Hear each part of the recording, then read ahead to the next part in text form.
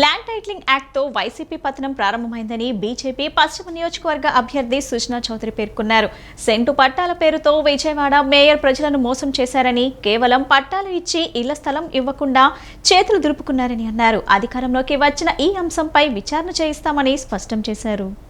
BJP MLA అభ్యర్థి Sujana Chowdary postal అధికారులతో సమావేశమయ్యారు. వన్టౌన్లోని పోస్టల్ కార్యాలయంలో ఆయన సిబ్బందితో మాట్లాడారు. ఈ సందర్భంగా పలు సమస్యలను విన్నవించారు. అనంతరం స్థానికంగా ఏర్పాటు చేసిన చలివేంద్రాన్ని ఆయన ప్రారంభించారు. ఈ సందర్భంగా సుజనా చౌదరి మాట్లాడుతూ విజయవాడ పశ్చిమ నియోజకవర్గంలో కొండ ప్రాంత పరిస్థితులు దుర్భరంగా ఉన్నాయని అన్నారు. కూటమి ప్రభుత్వం అధికారంలోకి వచ్చిన వెంటనే ఈ పరిస్థితులు మారుస్తామని స్పష్టం చేశారు. ల్యాండ్ టైటిలింగ్ యాక్ట్తో వైసీపీ ప్రభుత్వ పతనం ప్రారంభమైందని అన్నారు. సెంటు పట్టాల పేరుతో విజయవాడ మేయర్ ప్రజలను మోసం చేశారని, కేవలం పట్టాలు ఇచ్చి ఇళ్ల స్థలం ఇవ్వకుండా చేతులు దులుపుకున్నారని అన్నారు. అధికారంలోకి వచ్చిన వెంటనే ఈ అంశంపై విచారణ చేయిస్తామని స్పష్టం చేశారు. ఈరోజు విజయవాడ పశ్చిమ నియోజకవర్గంలో కొండ మీద హయ్యెస్ట్ పాయింట్కి వెళ్ళాం. 46వ డివిజన్లో అక్కడ యానాది వాళ్ళు ఎక్కువ మంది ఉన్నారు. ఇంకా వాళ్ళ పరిస్థితి దుర్భరంగా ఉంది.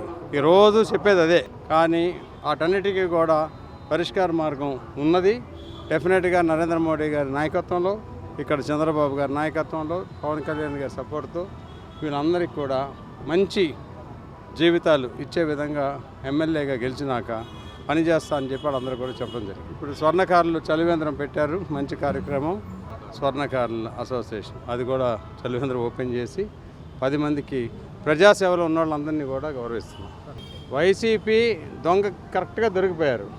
ల్యాండ్ టైటిల్ యాక్ట్ ప్రజల్ని డైరెక్ట్గా మోసం చేయడానికి దిగారు, దొరికిపోయారు. ఎంత దుష్ప్రచారం చేసుకున్నా ప్రజలు అంతకంటే చైతన్యవంతులు, వాళ్ళకి తెలుసు అదేం జరగదు. ఆ దెబ్బతో వైసీపీ పైన అయిపోయింది, కేల్ కథం. అట్లాగే సెంటు భూములు ఇచ్చింది కూడా దొంగతనంగానే ఇచ్చారు. సెంటు భూములు ఊరిన కాగితాలు ఇవ్వడమే, పట్టాలు ఇవ్వడం. ఆ మేయర్ గారు కూడా దొంగ పట్టాలు ఇచ్చి తిరుగుతున్నారు.